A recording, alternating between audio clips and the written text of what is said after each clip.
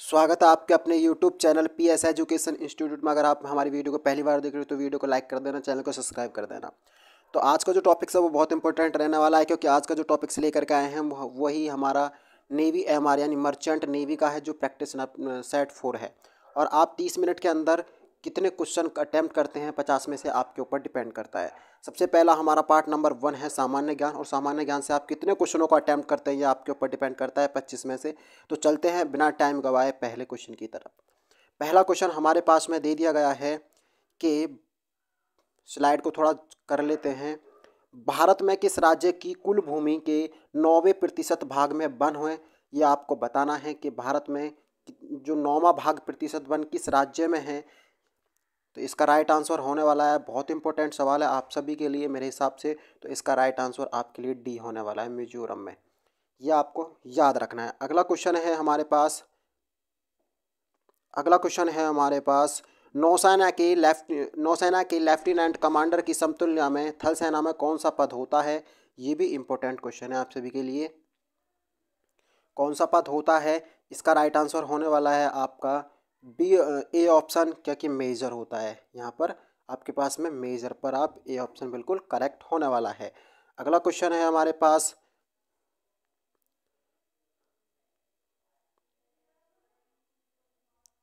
भारत में किस महिला या पुरुष को खेल में विशेष योग्यता प्राप्त करने पर कौन सा पुरस्कार दिया जाता है?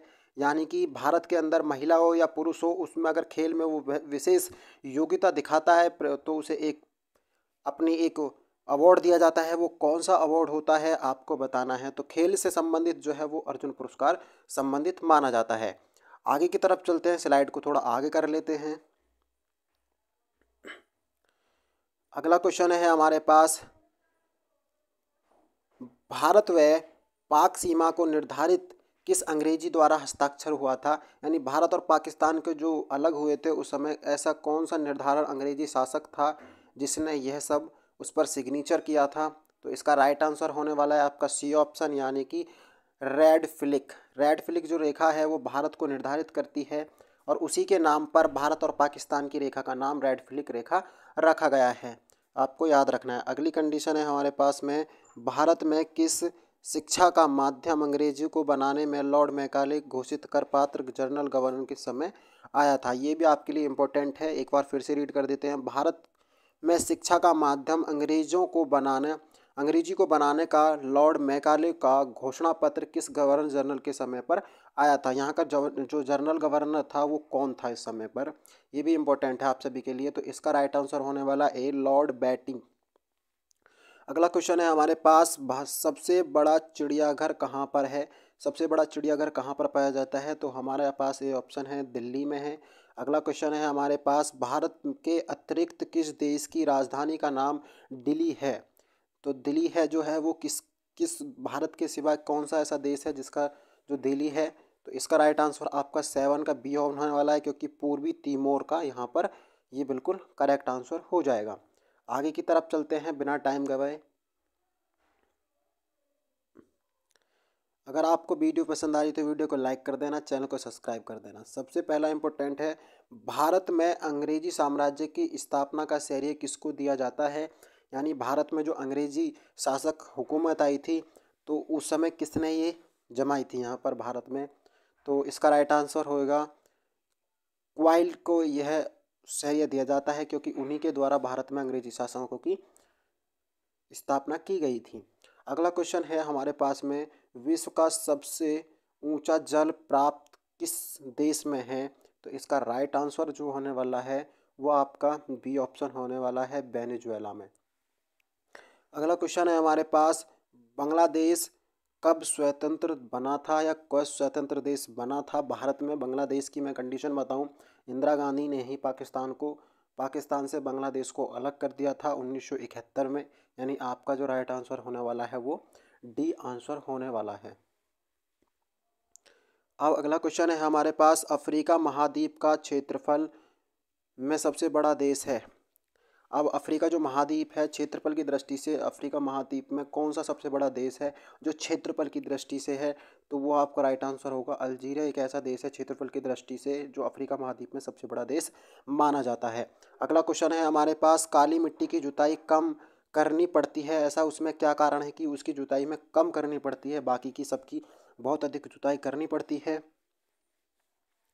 तो इसका जो राइट आंसर होने वाला है आपका बी ऑप्शन होने वाला है, सूखने पर इसमें दरारें पड़ जाती हैं, जिसके कारण इसे जोतने में भी बहुत ज़्यादा आसानी हो जाती है। अगला क्वेश्चन है हमारे पास, आगे की तरफ है, टिहरी बांध किस राज्य में स्थित है? जो टिहरी बांध है वो सबसे लंबा बांध माना जाता है, तो इसका जो राइट आंसर होगा आपका सी ऑप्शन होगा, यानी उत्तराखंड में स्थित है। अगला क्वेश्चन है, पृथ्वी के वायुमंडल का सर्वाधिक घनत्व कहाँ पर होता है? तो आपको बताना है ट्रोपोसोमा, टेस्टोसोमा, मीसोसोमा या आयनोस्फीयर्स में होता है। इसका 14 का आंसर बड़ा इंपॉर्टेंट क्वेश्चन है जो कि अक्सर एग्जामों के अंदर पूछा गया है। तो ये होता है हमारा क्षोभ मंडल में, ट्रोपोस्फीयर में होता है, जो कि हमारा ए ऑप्शन बिल्कुल करेक्ट होने वाला है। स्लाइड को थोड़ा कम जूम कर लेते हैं और साथ के साथ ही मैं आपको बता दूं, आज ठंड बहुत पड़ रही है, फिर भी आपके लिए वीडियो बनाई जा रही है, तो वीडियो को लाइक ज़रूर और शेयर ज़रूर कर देना, क्योंकि आपकी सफलता में ही हमारी सफलता है। कहते हैं मुकाम उन्हीं को हासिल होता है जिनके हौसले बुलंद होते हैं। अगली तरह क्वेश्चन है हमारे पास, आशु अक्षांश यानी हॉर्स लाइडिसिस कितने अंश भूमध्य रेखा के दोनों ओर पाई जाती है? आपको बताना है जो अश्व अक्षांश होती है वो कितने दोनों तरफ बताना है भूमध्य रेखा के, यानी कि जमीन के बीच में से पाई जाती है। तो आपका सी ऑप्शन बिल्कुल करेक्ट होने वाला है, 30 अंश से लेकर के 35 अंश। अगला क्वेश्चन है हमारा पास, श्रीहरिकोटा किस राज्य में स्थित है? श्रीहरिकोटा जो है वो हमारा मिसाइल स्टैम्प्स माना जाता है, जो कि इसरो का एक अच्छा खासा मिसाइल लॉन्चिंग सिस्टम बन चुका है, जहाँ से ज़्यादातर मिसाइल लॉन्चिंग की जाती है, जो कि आंध्र प्रदेश में स्थित है, यानी इसका राइट आंसर सी होने वाला है। अगला क्वेश्चन है हमारे पास में, चैंपियंस ट्रॉफी किस खेल से जुड़ी हुई है? चैंपियंस ट्रॉफी किस खेल से जुड़ी है या किस खेल से संबंधित है, ये आपसे क्वेश्चन पूछ लिया जाएगा। तो इसका राइट आंसर होने वाला है आपका डी ऑप्शन, क्योंकि हॉकी से वो संबंधित है। अगला क्वेश्चन है हमारा पास, अगला क्वेश्चन है, रोबोट मुगाबे किस खेल से संबंधित है? मुगाबे किस खेल से संबंधित है? रोबोट मुगाबे बहुत इंपॉर्टेंट सवाल है, खिलाड़ी का नाम देकर पूछ लेगा वो किस खेल से संबंधित है, तो वो मैं आपको बता दूं वो किस देश से संबंधित हैं, तो ये हमारे जिम्बाब्वे देश से संबंधित रखते हैं। अगला क्वेश्चन है हमारे पास, भारत में बनाई गई पहली जो हमारी चलचित्र कौन सी थी? चलचित्र का मतलब है एक फिल्म बनाई गई थी, चलचित्र यानी जिसमें केवल चित्र चलते थे, उसे चलचित्र कहते हैं। वो किसने बनाई थी और कौन सी थी? तो मैं आपको इसका राइट आंसर बता दूं तो ये आपका सी है, राजा हरिश्चंद्र जो थी, एक ऐसी फिल्म थी जो बिना बोलती फिल्म भी मानी गई है। अगला क्वेश्चन है हमारे पास में, बहुत इंपॉर्टेंट क्वेश्चन है, यहीं पर हम कोशिश करते हैं सभी क्वेश्चनों को पूरी तरह से इस स्लाइड के कवर करने की।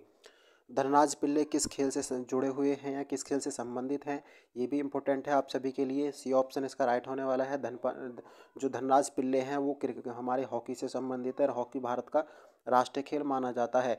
न्यूट्रॉन की खोज किसने की थी? न्यूट्रॉन की खोज किसने की थी, ये भी इम्पोर्टेंट है, तो आपको पता होना चाहिए न्यूट्रॉन की खोज किसने की थी। न्यूट्रॉन की खोज जो थी वो चैंडविक ने की थी।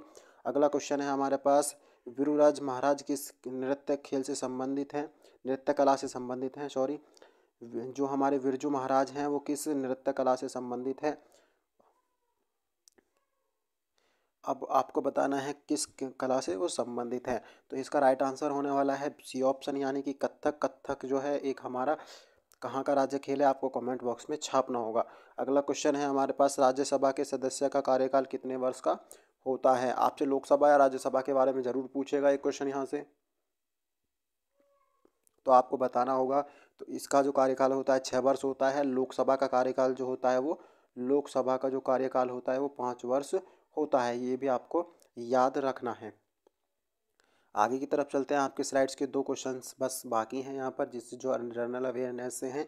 मैं आपको पूछ रहा हूँ, भारत की पंचवर्षीय योजना का कार्यकाल क्या था? मैंने उस दिन ही बताया था, सबसे पहले दिन की वीडियो के अंदर ये पहला क्वेश्चन आ गया था कि हमारी पंचवर्षीय योजना का कार्यकाल कितना है, तो ये हमारा आपका राइट आंसर हो जाएगा 1974 से लेकर के हमारे पास कितना है, 79 तक है।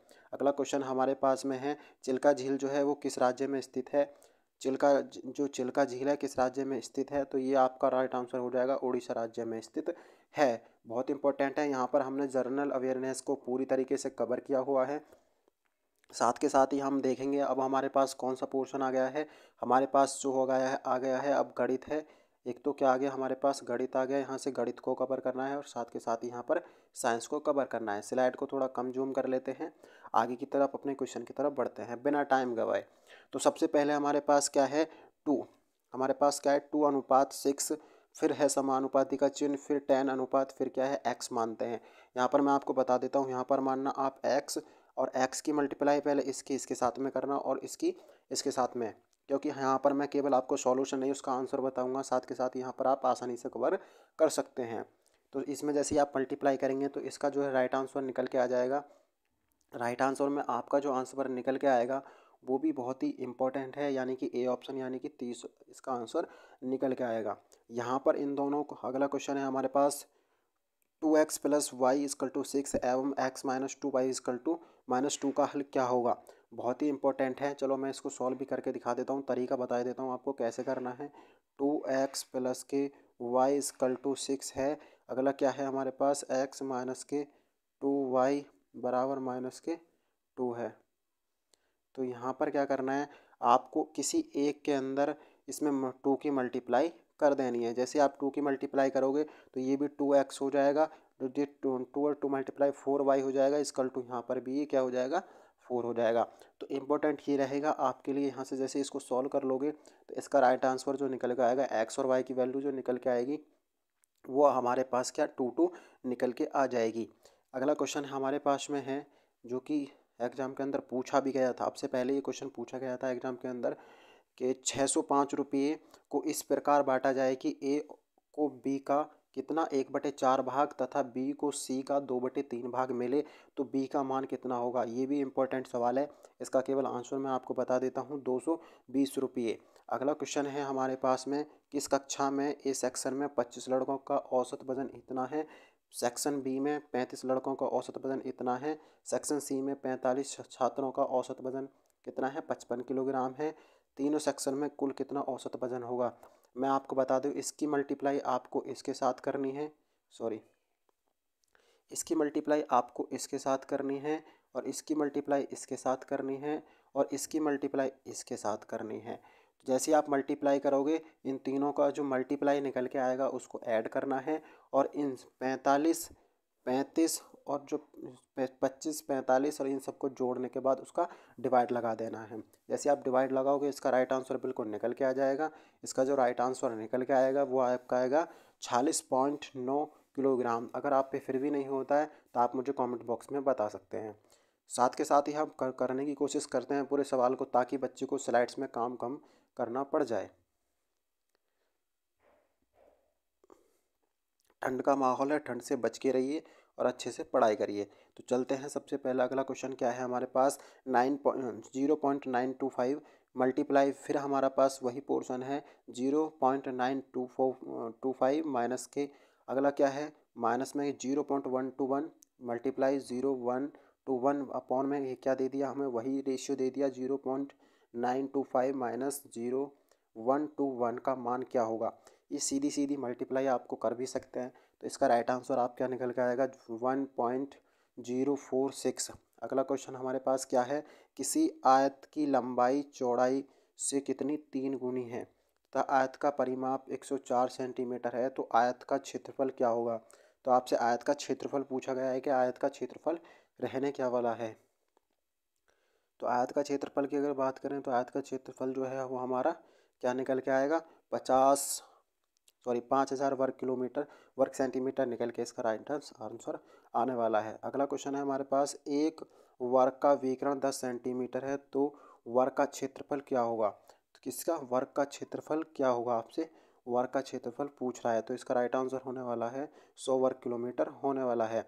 अगला क्वेश्चन हमारे पास है, यहीं पर इसे कवर करने की कोशिश करते हैं। 7x² थीटा + 3 cos² थीटा = 4 है, तो थीटा का मान याद कीजिए।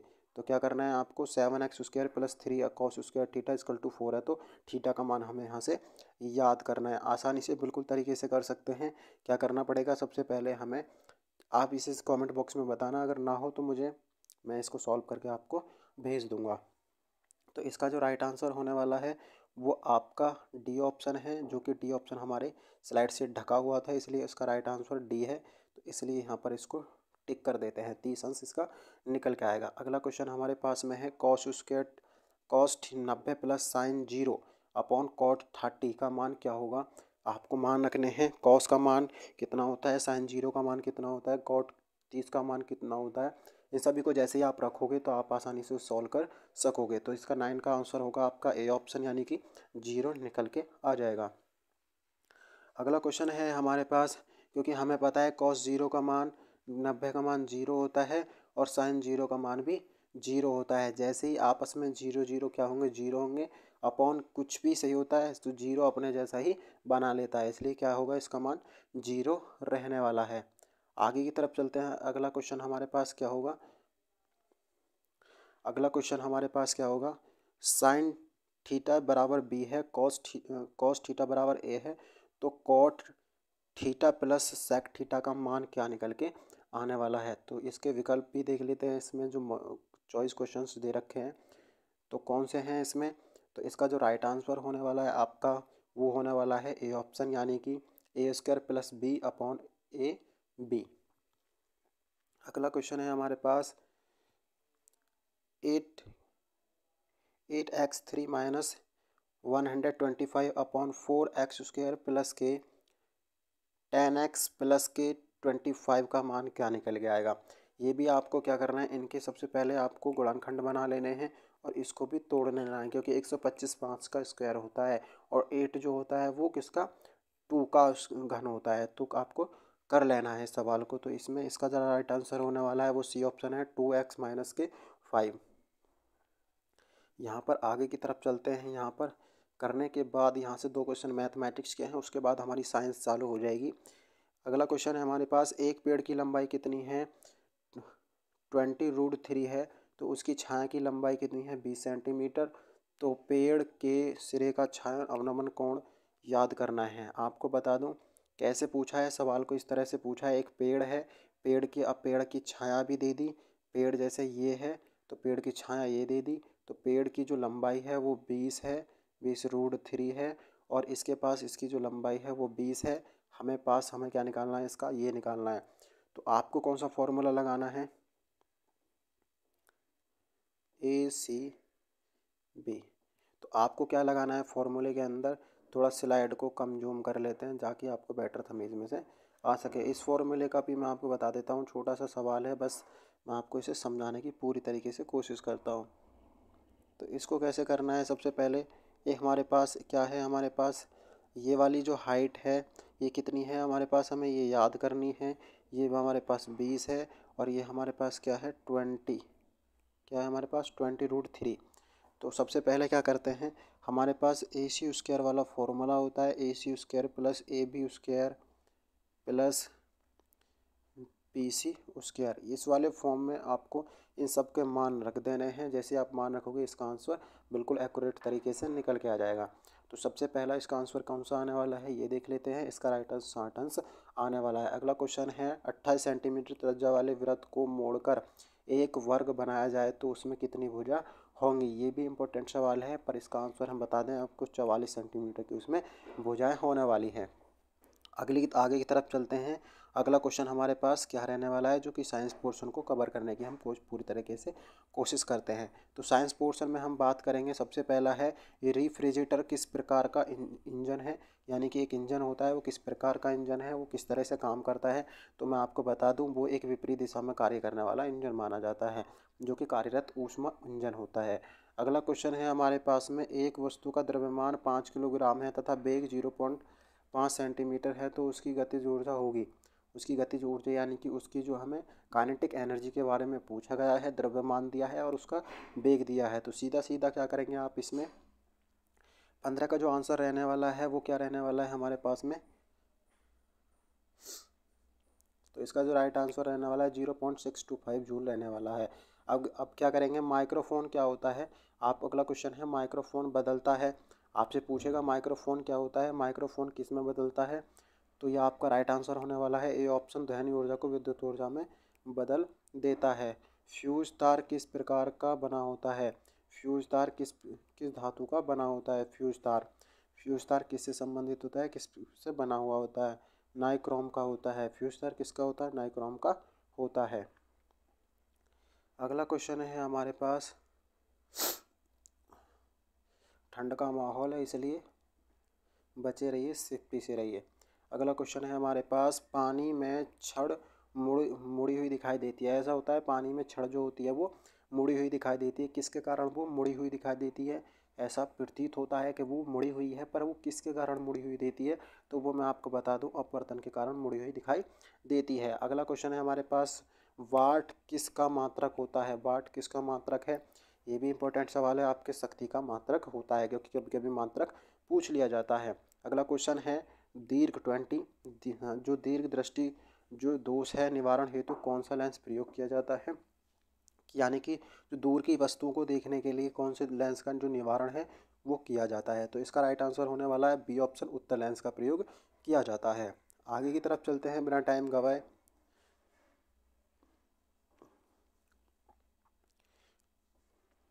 अगला क्वेश्चन हमारे पास क्या रहने वाला है, अगला क्वेश्चन है, इलेक्ट्रॉन प्रोटॉन का योग कहलाता है। हमें पता है इलेक्ट्रॉन तथा प्रोटॉन का योग जो कहलाता है वो क्या कहलाता है, न्यूट्रॉनों की संख्या। बिल्कुल राइट आंसर होगा इसका, सॉरी, परमाणु द्रव्यमान होता है, परमाणु द्रव्यमान होता है। पारा किससे निकाला जाता है, पारा जो है वो किससे निकाला जाता है, पारा किससे निकाला जाता है, ये भी अपना आप में इम्पोर्टेंट है, पारा किससे निकाला जाता है।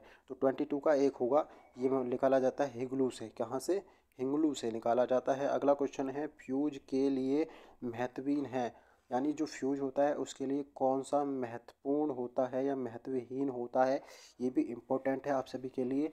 इसका जो राइट आंसर होने वाला है सी ऑप्शन है, इसकी लंबाई पर निर्भर करता है, फ्यूज जो है वो लंबाई पर निर्भर करता है। अगला क्वेश्चन है 24, उसके बाद में 25 पे लास्ट हो जाएगा। अगला क्वेश्चन है हमारे पास कौन सा है, 25, 40 एंड 60 वाट के तीन बल्ब किस प्रकार के प्रतिरोध से कम होंगे, किससे कम होंगे यह आपको बताना होगा। सबसे ज़्यादा इनमें से कौन सा बल्ब जो है वो प्रतिरोध में कम होगा। तो एक चीज़ मैं आपको छोटी सी नोटिस करा दूं, जितने बल्ब जितना वाट में वो अधिक होगा उतना ही वो कम होगा। अगला क्वेश्चन है, अनुचुंबकीय पदार्थ होते हैं, अनुचुंबकीय पदार्थ कौन से होते हैं, आपको इसका जवाब कमेंट बॉक्स में छाप देना है। ये भी आपके लिए इम्पोर्टेंट सवाल रहने वाला है। आपको वीडियो पसंद आई, वीडियो को लाइक कर देना। मैंने ज़्यादा से ज़्यादा कम समय में आपको पूरी कोशिश करी होगी कि मैं इन क्वेश्चनों को आपको ज़्यादा से ज़्यादा सॉल्व करा सकूं। अगर आपको वीडियो पसंद आई तो वीडियो को लाइक कर देना, चैनल को सब्सक्राइब कर देना। Thanks for watching.